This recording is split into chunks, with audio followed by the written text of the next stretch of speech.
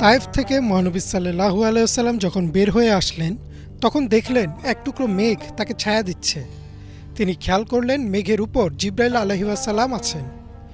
জিবরাইল আলাইহিস সালাম তাকে বললেন, হে রাসূলুল্লাহ সাল্লাল্লাহু আলাইহি ওয়াসাল্লাম, আমি পর্বতের ফেরেশতাকে নিয়ে এসেছি। আল্লাহ তাকে আপনার জন্য পাঠিয়েছেন, আপনি হুকুম করুন। তখন পর্বতের ফেরেশতা মহানবী সাল্লাল্লাহু আলাইহি ওয়াসাল্লামকে সালাম দিয়ে বললেন, তায়েফের দুই পাশে দুইটি পর্বত আছে, আপনি একবার আদেশ করুন, দুইটি পর্বতকে এক করে দিব, তায়েফের কোনো অস্তিত্বই থাকবে না। মহানবী সাল্লাল্লাহু আলাইহি ওয়াসাল্লাম সাথে সাথে বললেন, না, হয়তো এদের মধ্য থেকে অনেকেই মুসলিম হবে আর আল্লাহর উপাসনা করবে। একসময় হয়তো তায়েফ একটা মুসলিম শহর হবে। মহানবী সাল্লাল্লাহু আলাইহি ওয়াসাল্লাম একবার চাইলে তায়েফের অস্তিত্ব মুছে দিতেন আল্লাহ, কিন্তু তিনি তো রাহমাতুল আলামিন, তাই তিনি ক্ষমা করে দেন তাদের। আর এই ঘটনার 10 বছর পরই মহানবী সাল্লাল্লাহু আলাইহি ওয়াসাল্লাম তায়েফ বিজয় করেন, আর সেখানকার অনেক বাসিন্দাই ইসলাম কবুল করেন।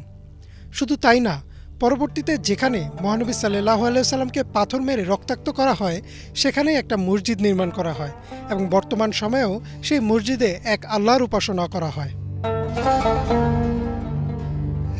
তায়েফ থেকে মহানবী সাল্লাল্লাহু আলাইহি ওয়াসাল্লাম মক্কায় ফিরছিলেন।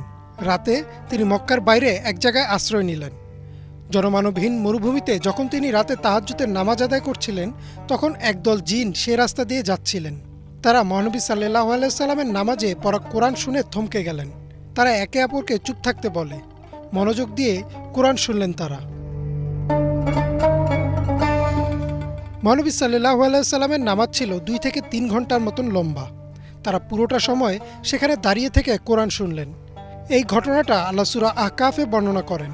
জিনদের এই দল কোরআন শুনে সাথে সাথেই ঈমান আনে, আর তারা তাদের জাতির কাছে ফিরে যায় আর গিয়ে বলে, হে আমাদের সম্প্রদায়, আমরা একটা কিতাব শুনে এসেছি, মুসা আলাইহিস সালামের কিতাবের মতো।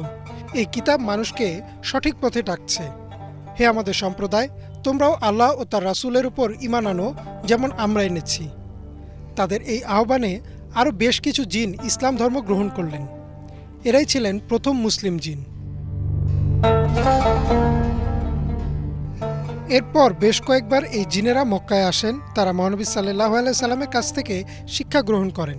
তারা রাতের বেলায় খুতবা আয়োজন করে, মহানবী সাল্লাল্লাহু আলাইহি সাল্লামকে দাওয়াত করে খুতবা দিতে। রাসূলুল্লাহ সাল্লাল্লাহু আলাইহি সাল্লাম তাদের উদ্দেশ্যে খুতবা দেন।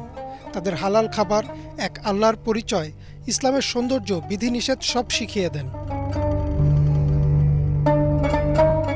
একদিকে মানবজাতির মধ্য থেকে মহানবী সাল্লাল্লাহু আলাইহি সাল্লামকে প্রত্যাখ্যান করা হয়, তাকে নিয়ে হাসি তামাশা করা হয়। অন্যদিকে জিনেরা মহানবী সাল্লাল্লাহু আলাইহি সাল্লামকে ডেকে নিয়ে ইসলামের শিক্ষা গ্রহণ করতে থাকে, আল্লাহর পথে আসতে থাকে। সেই রাতের ঘটনার জন্য রাতটিকে লাইলাতুল জিন বা জিনেদের রাত বলা হয়। ইমরান মাহমুদ, বাংলা ভিশন।